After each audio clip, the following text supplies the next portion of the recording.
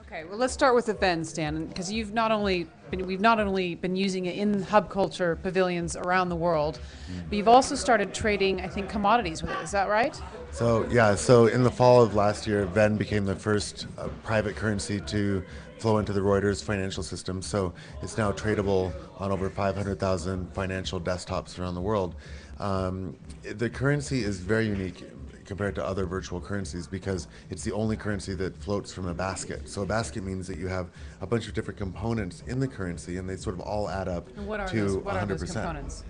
The components include currencies like the yuan and the pound and the dollar and the euro.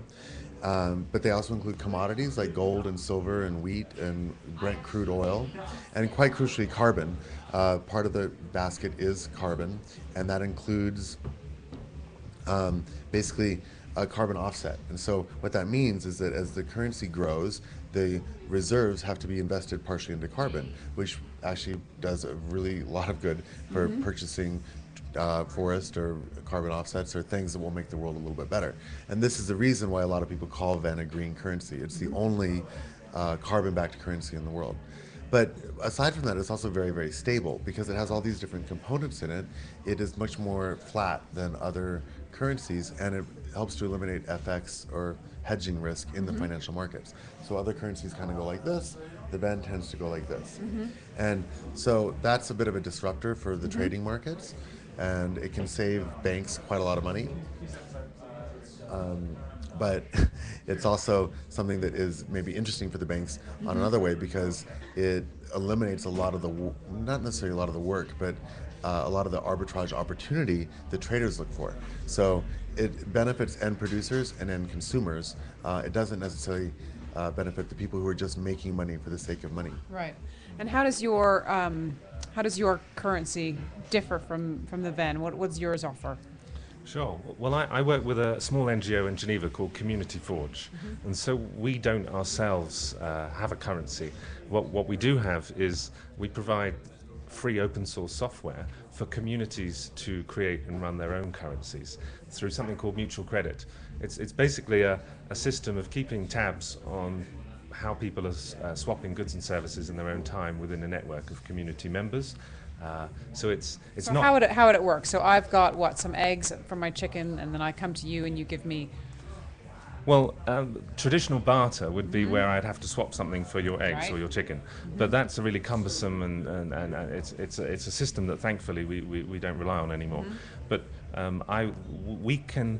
Basically, a currency is an agreement within a community to use something as a mechanism of exchange. So rather than having to pay you in the euro or whatever for your eggs, I could pay you in a currency that you are also part of.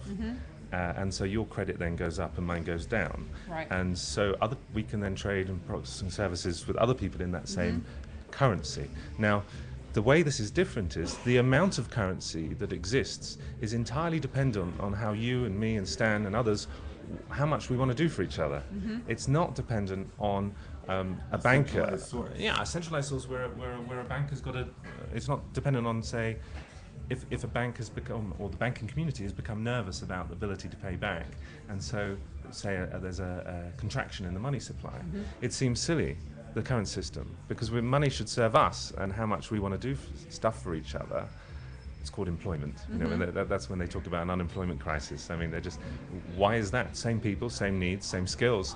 We just got the money supply has been withdrawn. So this form of money, it's called the seigniorage. The creation of the amount of money is entirely dependent on what people want to do for each other, and ultimately everyone ends up back at zero. It's not you can't make money out of the money. It's just a unit of account and a mechanism of exchange. So it's one part of the picture. It's one part of the function of money.